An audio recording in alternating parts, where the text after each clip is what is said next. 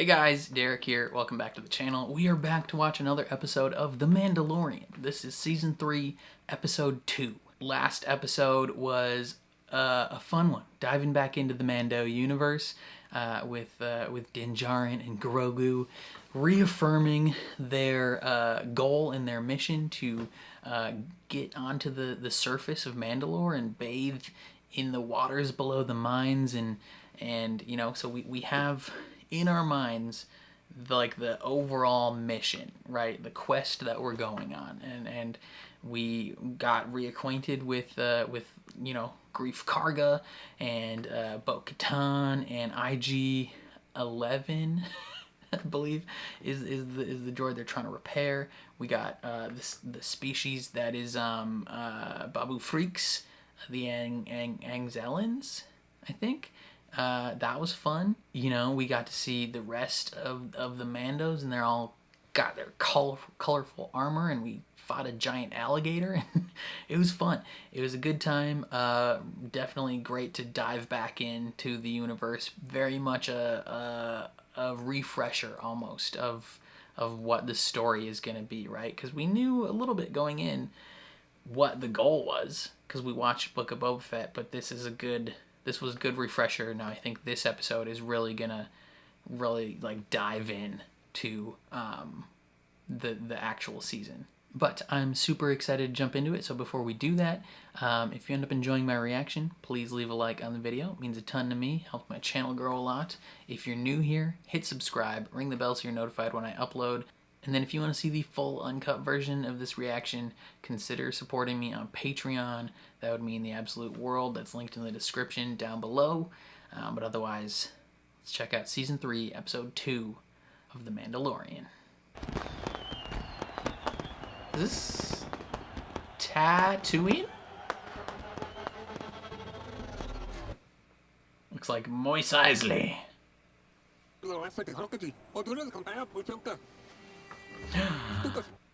Pelimodo. I don't know what to tell you, pal. I mean, there are a lot of parts missing. Fine, I'll push it back out in the street. You heard him. Pitch rides? No.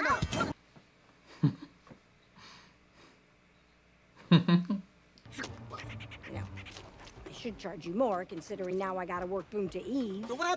Yo. What's Boon to Eve? Is that like Christmas Eve? Right, let's get this thing back together again. Quickly, before he sees you. Go, go, go, go, go.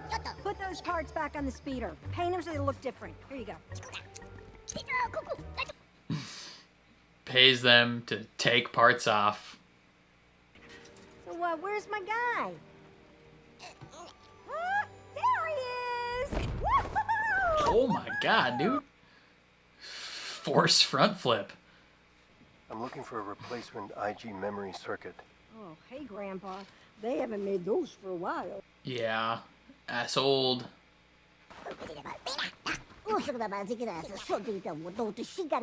Memory circuit. I think you should buy this beauty here. I don't know if it's in the best working condition. I'm going to Mandalore. I need a droid that can explore ahead of me and test the atmosphere. Make sure it's safe to breathe. Okay, well... Hey, get right back here, scary droid. I'll reinstall your droid port, and this little baby here can even co-pilot. Rad. Do it. What I'm gonna do is I'm gonna give you this for half the price and throw in a free oil bath. Quarter of the price. Yes! Oh, hell yeah. Don't be a coward. You're an astromech. Act Oh, but now, now Grogu doesn't get to sit in the bubble anymore. It's New Year's Eve. Not Christmas. I love the fact that we showed up to her spot for like 5 minutes to get a new droid. You ready for an adventure? Wow. The Mines of Mandalore. That's rad that we got a new droid. I grew up there, on that moon. Concordia. Yep. And that's Kalevala, where we With visited Bo-Katan. Death Watch.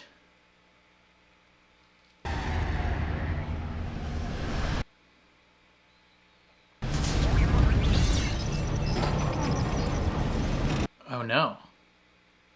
All your stuff's turning off.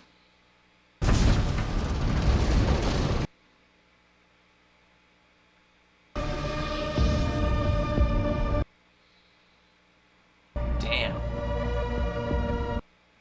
Looks pretty nice. Everything's glass. From the surface, we won't be able to communicate with anyone out of atmosphere, so we Okay. have to be careful. Down here, we're completely cut off from the rest of the galaxy. That's not good. Damn, yeah, everything is straight up glass. R5, you ready? I'm gonna need you to scout ahead and analyze the atmosphere. He's like, no.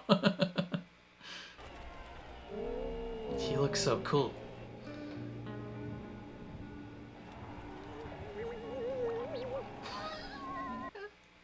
He's just actively so scared. Oh no.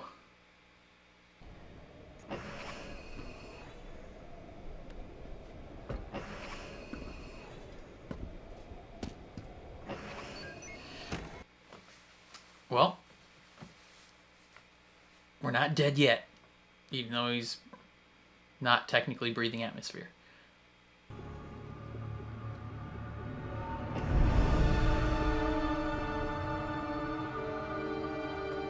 Dang. Oh! What the frick? What are these things? Oh yeah. Very heavy, but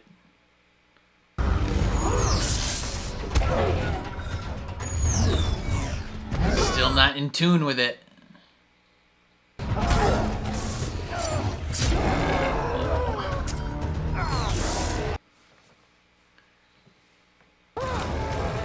Oh, see ya.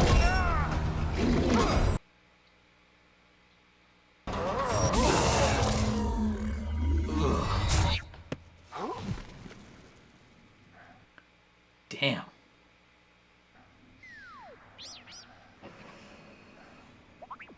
Way to warn us, R5.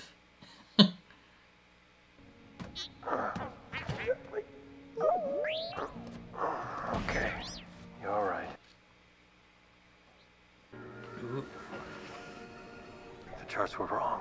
it's chill. The atmosphere is breathable. It's hella cool here.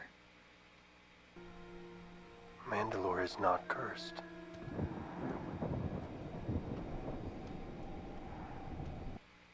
That's pretty lit. That's the Civic Center. Oh, Brad, This is where Bo-Katan said to go. how do you know this is the Civic Center?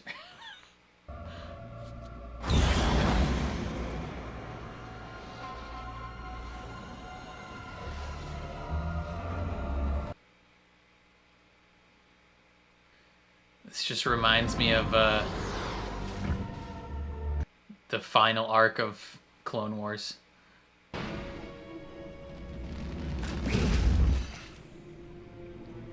My guess is a race of locals have made this their home.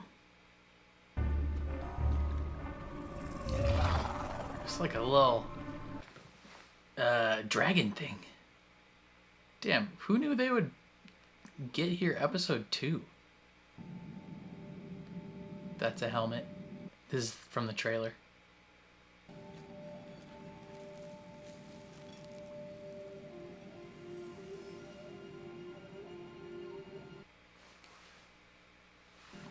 Oh my god. It was a trap.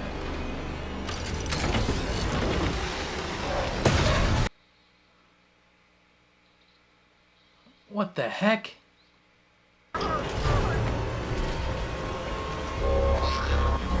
What is that thing?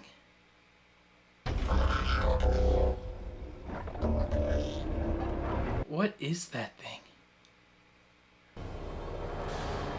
It's an Anzellan.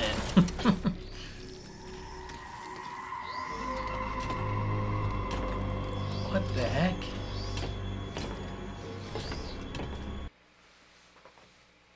I don't recognize this thing.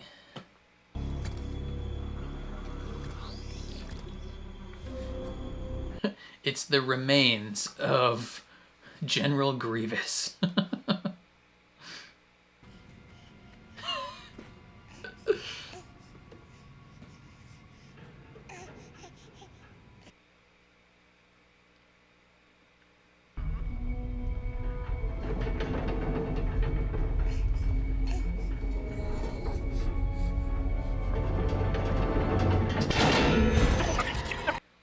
Uh-oh.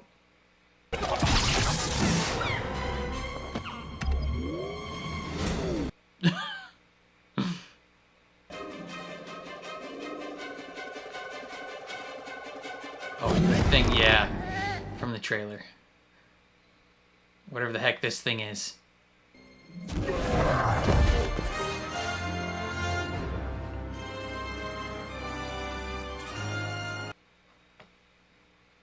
Hey, buddy.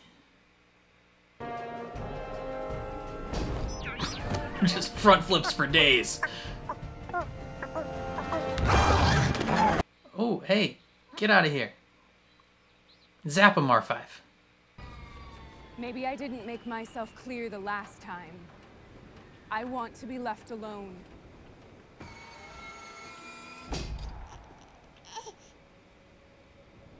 You gotta help me rescue Papa.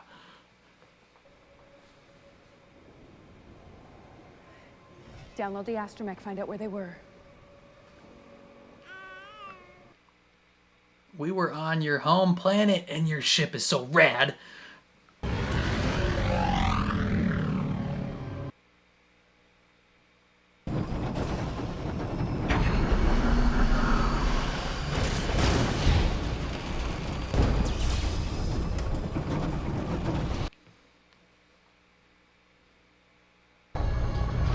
I wonder if this is the first time she's been, like, even attempted to come back.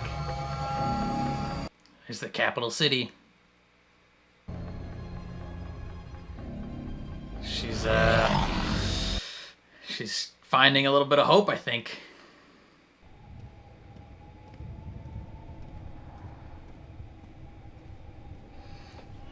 Bo-Katan. Back on board, baby. This was once a beautiful civilization. My family ruled it all. Now it's a tomb. Well, rebuild. Let's go. I like that they just drop off the edge. I know that you're frightened, but I need you to guide me to him.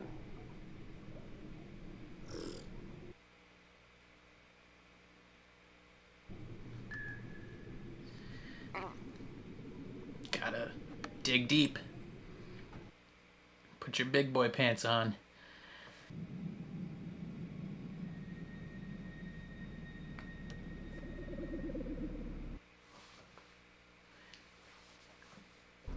Take your guns out, Bo.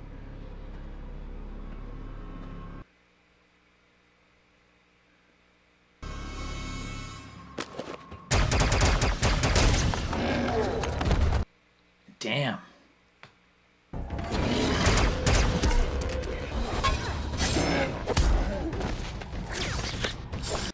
She's so good.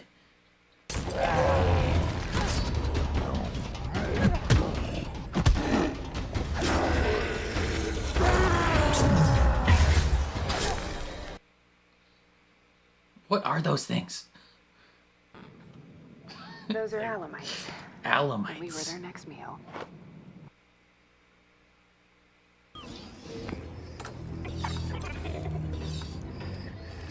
What are you, roasting him? What is going on?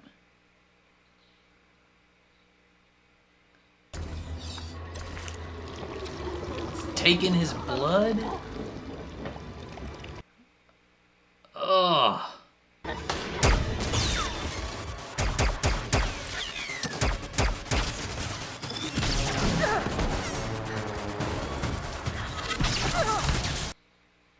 Grogu, you gotta step up here, buddy. Oh. Can she use that, technically?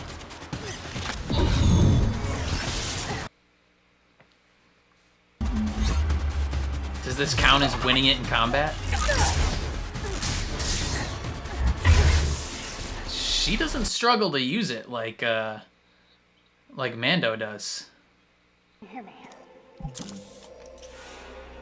Bo-Katan. I'm gonna get you out of here, all right? The frick is this thing? Behind you. Oh. Giant crab. Damn, she's good. Let her keep this.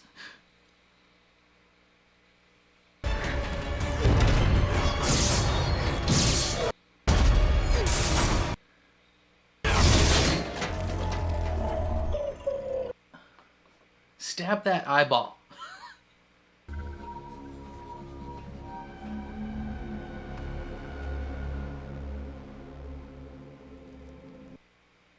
Yeah, she's way better with the Darksaber than Mando is, so I say we let her keep it.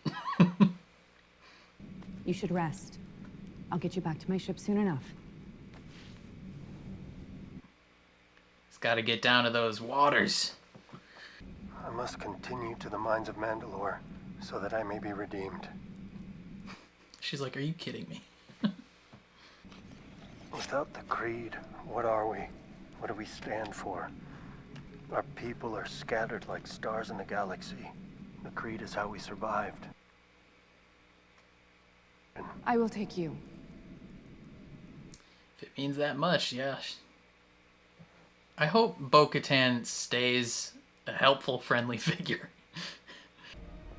Killing each other for reasons too confusing to explain. It made us weak. We had no hope to resist being smashed by the fist of the Empire.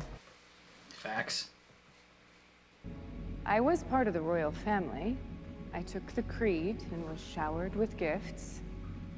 But the rituals were all just theater for our subjects. Such a heartwarming spectacle. And then you joined a cult.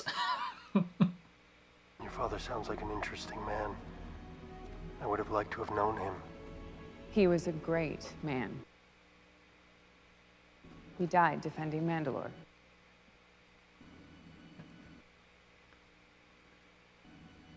This is the way. This is the way. The living waters. What if there's a creature in there? Hold on. I want you to get the full tour. These mines date back to the age of the first Mandalore. According to ancient folklore, the mines were once a mythosaur lair. Ooh. It is from these legends that the skull signet was adopted and became the symbol of our planet. Neat. This is a big moment for him.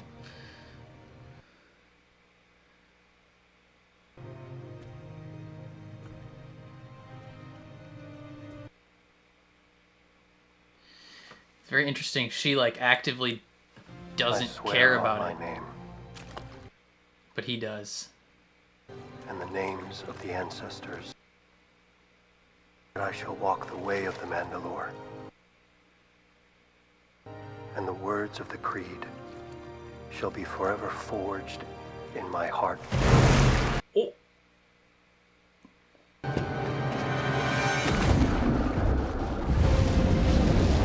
Did he get got? Something grabbed him?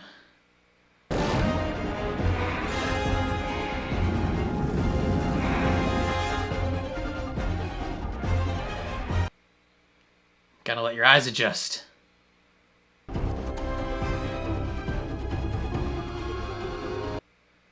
The heck happened?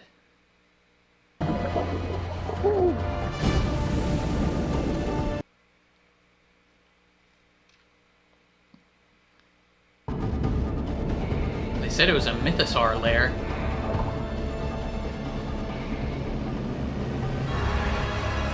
There it is.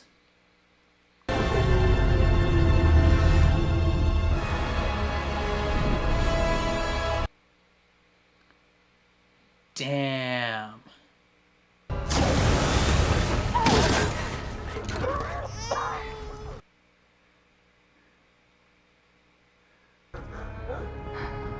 She's like, oh shit, that's real.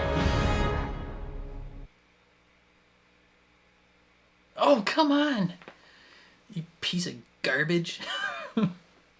Wow, okay. So this, kind of throws a wrench in everything. You know, we kind of thought the whole season goal for Mando was make it to Mandalore, bathe in the waters of the living waters under the mine, and then something. And we thought I kind of thought it was going to be this like season-long arc of like him realizing he doesn't need to do this. He doesn't need to be redeemed. But we did it episode 2. So that makes me think maybe the story of this season is going to be more of like a Mandalorian civil war, right? Especially due to Bo-Katan's dialogue that she had earlier, or not earlier, but during the episode where she's like, oh, we fought, Mandalorians fought and killed each other for reasons that are too confusing to explain right now, and it made them weak. I think that's a sign that maybe that's gonna happen again. That's, you know, the cult, you know, the children of the Death Watch or whatever, you know, the armor and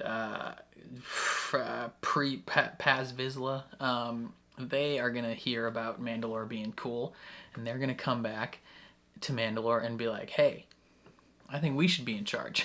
Right? Like, they won't want to follow Bo-Katan because she hasn't, you know, won the Darksaber in ritual combat or whatever. But and maybe who knows what side Din will join, right?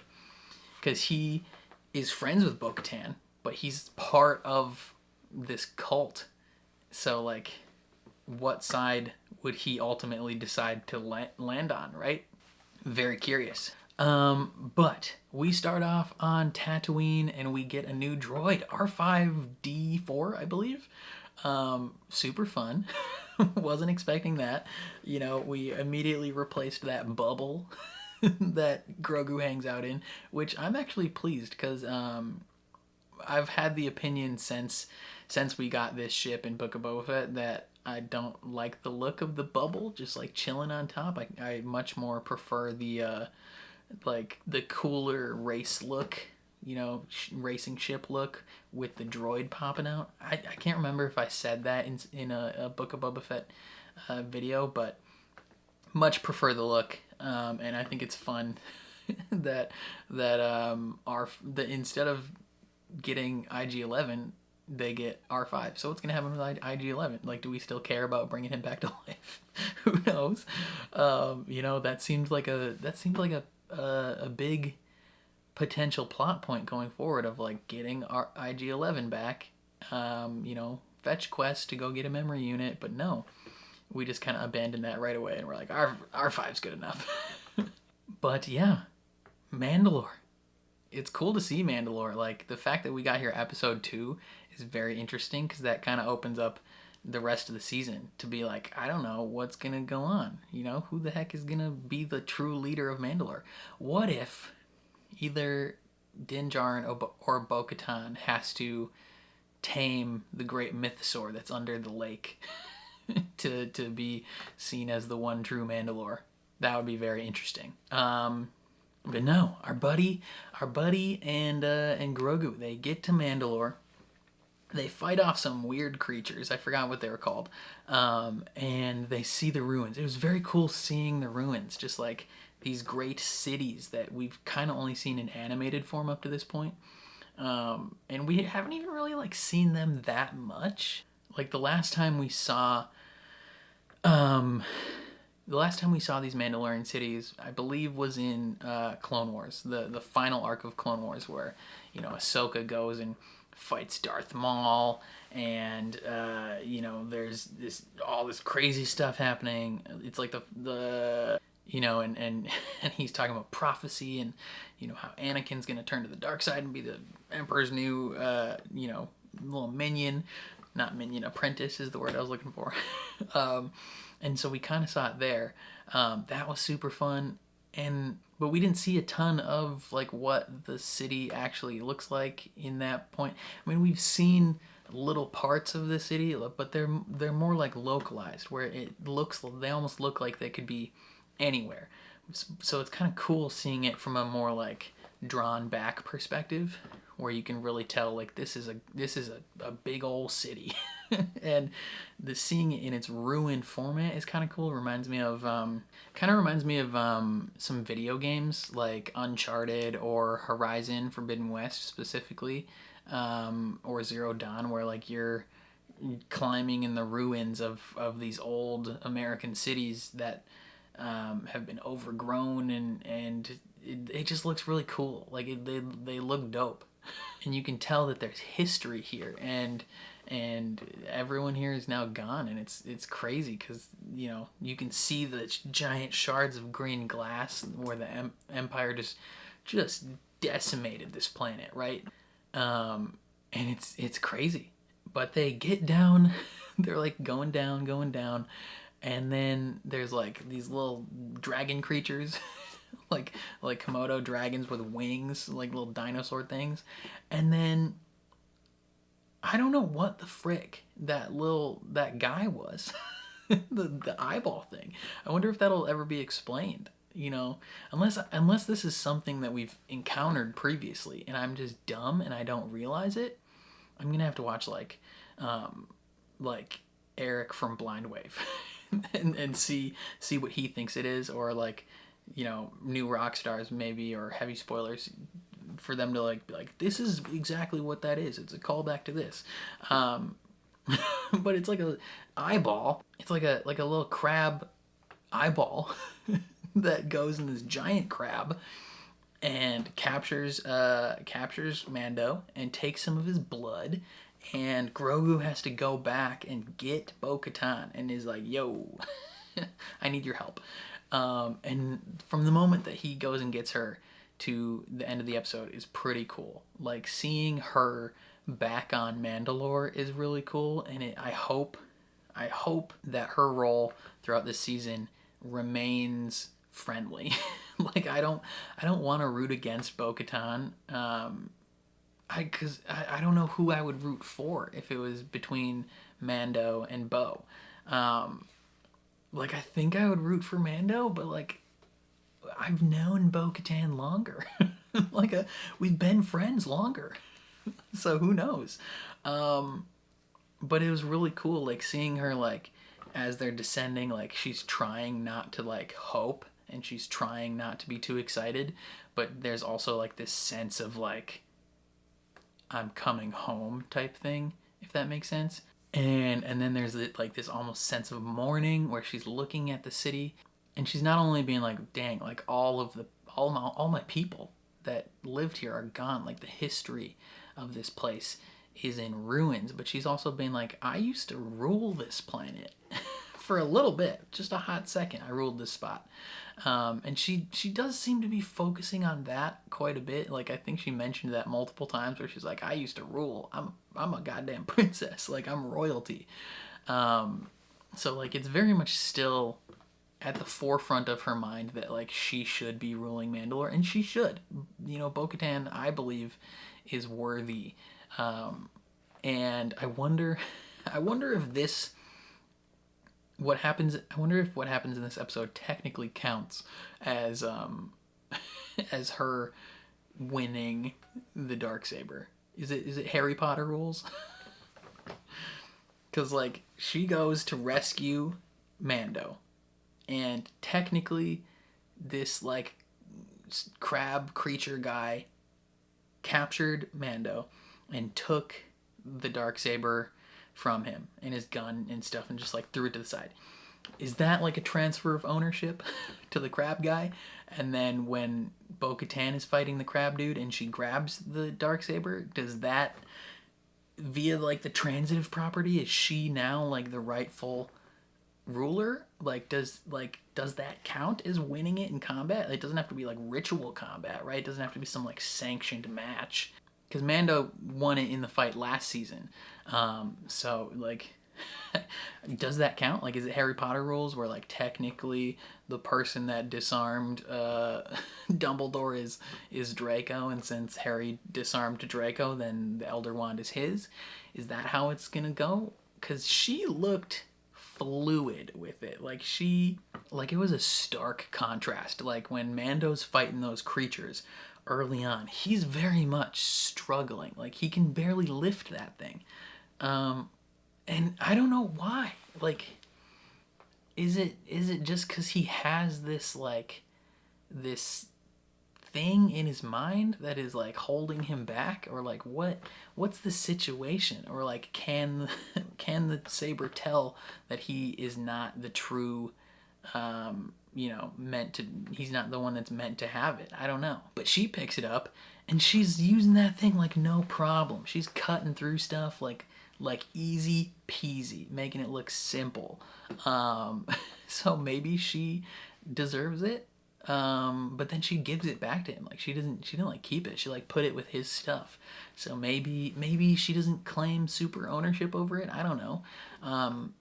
But this episode was very interesting because like a lot of her beliefs and preconceptions are being challenged by Mando. Like maybe like I don't know if she's ever been one to have faith in like the old Mandalore system, right? Like she's talking about as they're walking up to the water, she's talking about how she's been there as a child and she like did all the pageantry and the rituals, but it was very much like an image thing. Like they didn't actually believe what was being talked about.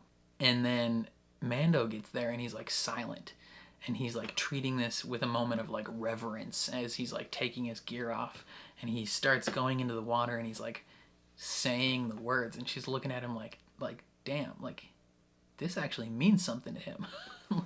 like this is real for him. And it's very interesting, like, because it almost makes it seem like he should be the true ruler, because like the customs of Mandalore means something to him. Like Bo-Katan wants to be the ruler of Mandalore so bad, but like the old ways of Mandalore she doesn't care about. Like she doesn't seem to care about like the actual culture of Mandalore. She's just like I'm royalty, I deserve it.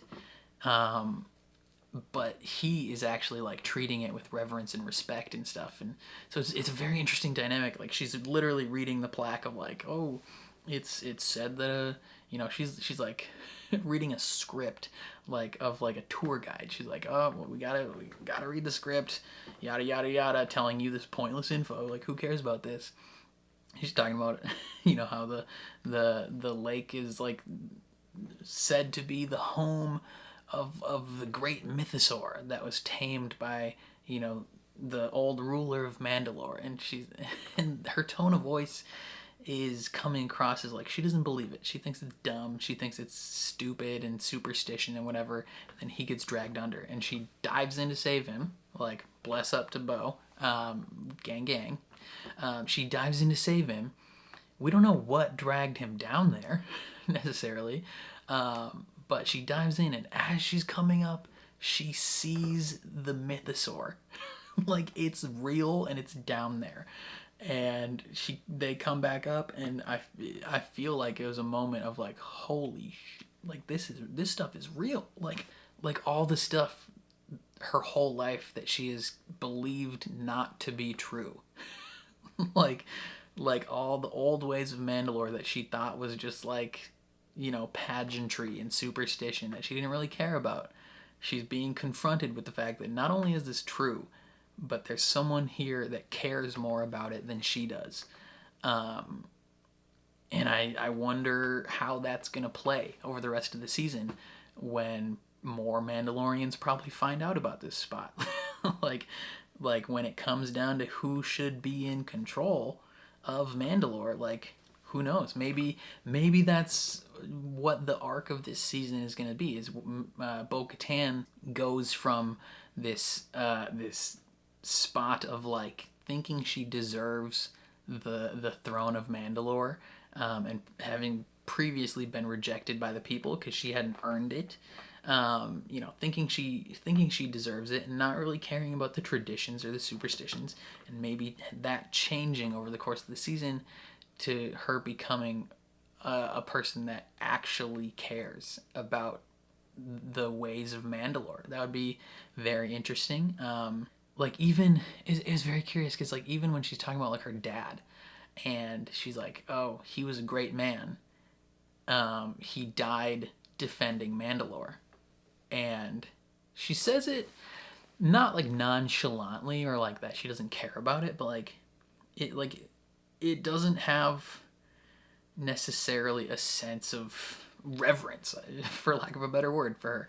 I mean that's kind of typical of like someone who's lost a family member or like a parent or whatever. Like after a while, like you still care and it still hurts deep down, but like when you talk about it to people, like when you're talking about trauma or whatever, you kind of say it in a lighthearted fashion because you don't want to like you're not in a position where you're like, I want to get into this super deep conversation with you, but you're also like, I don't know how to explain it. Like it probably still sucks, and she probably thinks back on her father with love, but she's not like breaking down anymore thinking about it. And Mando pauses and he's like, this is the way. Like he shows respect to her father, being like, he died for Mandalore. Like that is the ultimate Mandalorian way, right? And so I just think a lot of the stuff that happened in this episode gave Bo-Katan a lot of pause and a lot of stuff to think about going forward, as she tries to like figure Mando out, right? Like she's kind of the whole time since they've met each other initially, she's been kind of dismissive of him. And granted, I think the whole like don't ever take your helmet off is dumb. You know, people, it's very curious, like, because she's actually Mandalorian, like from Mandalore, born here, literal royalty, but like is less in tune with the beliefs of Mandalore than he is. So maybe the keep your helmet on at all times is the true better way. Who knows? Or maybe it's a cult type thing. Maybe we find a compromise between the two of them. But it's just very interesting that seemingly a lot of her beliefs are being challenged in this episode by, not necessarily directly challenged, but like indirectly via the things she's observing. And so I'm very curious where that leads going forward. Overall, though, I thought this episode was dope. Super cool to see Mandalore. Really, really cool to see the ruins of it. And just the planet in general. I thought it was awesome. And it opens up a lot of possibilities about what could happen going forward. And I'm really looking to seeing where it goes. But yeah, I think that's all I got to say. Definitely let me know what you guys thought of the episode down in the comments below. I would love to hear your thoughts and opinions. If you enjoyed my reaction, please leave a like on the video. It means a ton to me, helps my channel grow a lot. If you're new here or you find yourself coming back often, hit subscribe, ring the bell so you're notified when I upload. And then if you want to see the full uncut version of this reaction, consider supporting me on Patreon. That is linked in the description down below. But otherwise, thank you for watching, and I'll catch you guys next time.